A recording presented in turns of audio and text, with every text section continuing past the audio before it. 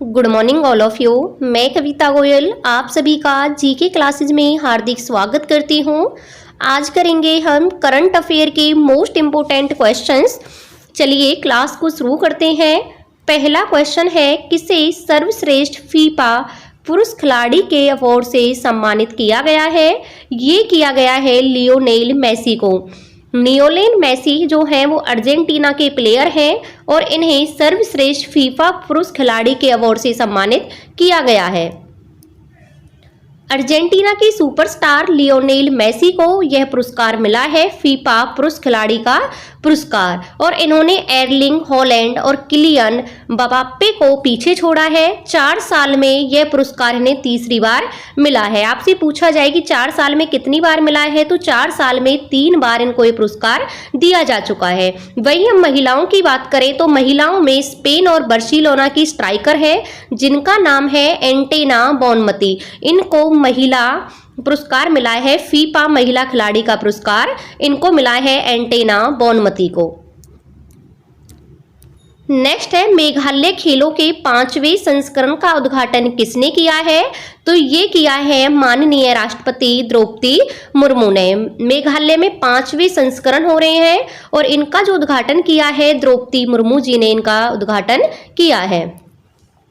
राष्ट्रपति द्रौपदी मुर्मू ने तुरा मेघालय में मेघालय खेलों के 5वें संस्करण का उद्घाटन किया है। आपसे पूछा जाए कि मेघालय में भी ये खेल कौन सी जगह पर किए जा रहे हैं, तो ये किए जा रहे हैं तुरा में। मेघालय में एक जगह पड़ती है तुरा, वहां पर ये खेलों का उद्घाटन किया गया है। इन खेलों की जो शुरुआत की गई थी वो 2001 में की गई थी। ये कौन सा संस्करण है? 5वां संस्करण है। चौथा संस्करण का आयोजन हुआ था 2022 में। 6 दिन तक ये खेल को आयोजित किया जाएगा और इसमें 3000 एथलीट्स भाग ले रहे हैं।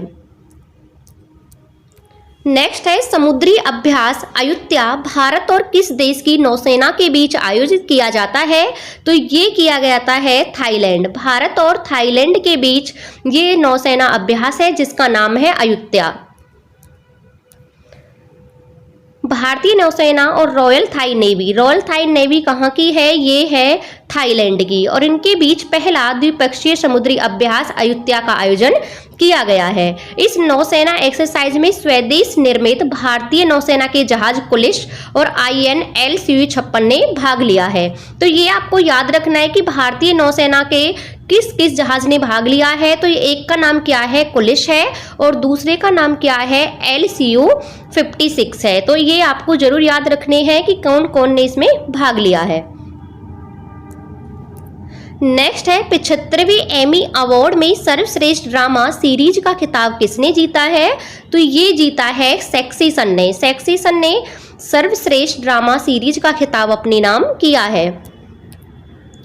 द बियर और सक्सेशन, इन दोनों ने अलग अलग 6 पुरस्कारों पर क्या किया है? कब्जा किया है, यानी कि 6 पुरस्कारों को जीता है। द बियर को सर्वश्रेष्ठ कॉमेडी का खिताब दिया गया है। ये भी आपसे पूछा जा सकता है कि द बियर को कौन सा पुरस्कार मिला, तो कॉमेडी का जो बेस्ट पुरस्कार है वह द बियर को मिला है। या फिर ये पूछ लेगा कि कॉमेडी का बेस्ट पुरस्कार किसे दिया गया, तो द बियर को कॉमेडी का सर्वश्रेष्ठ खिताब दिया गया। एक है रोड रेज ड्रामा बीफ ने सर्वश्रेष्ठ लिमिटेड एडिशन का अवार्ड अपने नाम किया है। वहीं सर्वश्रेष्ठ ड्रामा सीरीज का अवार्ड सक्सेशन ने जीता है। और ड्रामा सीरीज की कैटेगरी में जो एक्टर्स हैं, तो सर्वश्रेष्ठ एक्टर का अवार्ड जीता है किरण कलीकर ने ये पुरस्कार जीता है ड्रामा सीरीज में सर्वश्रेष्ठ एक्टर का। नेक्स्ट है, भारत ने लिथियम की खोज और खनन के लिए किस देश के साथ करार किया है? तो किस देश के साथ किया है? इन्होंने किया है अर्जेंटीना के साथ। भारत सरकार के खनन मंत्रालय क्या है? खान या खनन मंत्रालय ने अर्जेंटीना के कैटामार्का प्रांत राज्य के स्वामित्व वाले उद्यम कैटामार्का मिनेरा वाई अर्जेंटिका सोसिएट डेल एस्टाडो के साथ एक समझौते पर हस्ताक्षर किया है।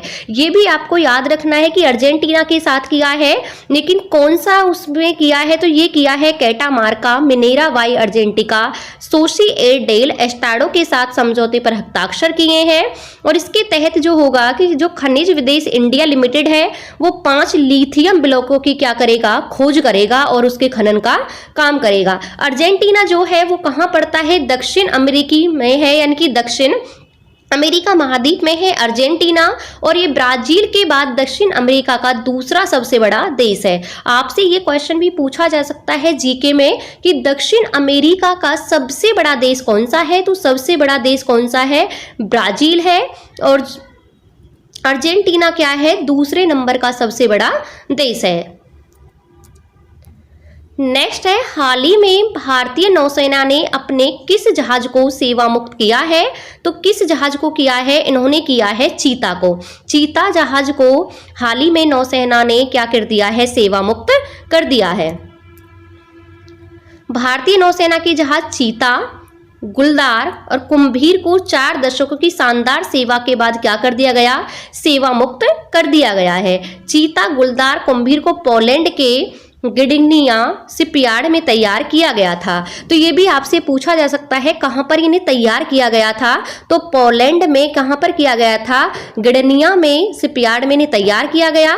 और इन जहाज़ों को 1984, 85, 86 में भारतीय नौसेना में शामिल किया गया था।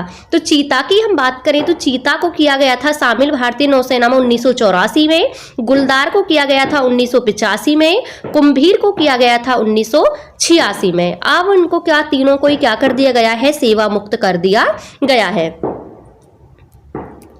नेक्स्ट है, भारतीय नौसेना में नौसेना संचालन महानिदेशक के रूप में किसे नियुक्त किया गया है, ये किया गया है वाइस एडमिरल NN प्रमोद को क्या किया गया है, महानिदेशक नौसेना संचालन का महानिदेशक नियुक्त किया गया है। किसको, वाइस एडमिरल AN प्रमोद को।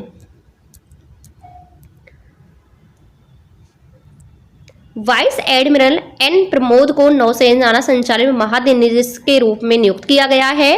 N प्रमोद जो है वो 1990 की भारतीय नौसेना में नियुक्त हुए थे। 38वें इंटीग्रेट कैडर कोर्स नौसेना अकादमी गोवा के वे पूर्व छात्र भी रह चुके हैं। तो ये थे आज के कुछ इंपॉर्टेंट क्वेश्चंस। आपको क्लास कैसी लगी कमेंट बॉक्स में कमेंट करके जरूर बताना। पढ़ते रहना, मिलते हैं नेक्स्ट क्लास में। Thank you.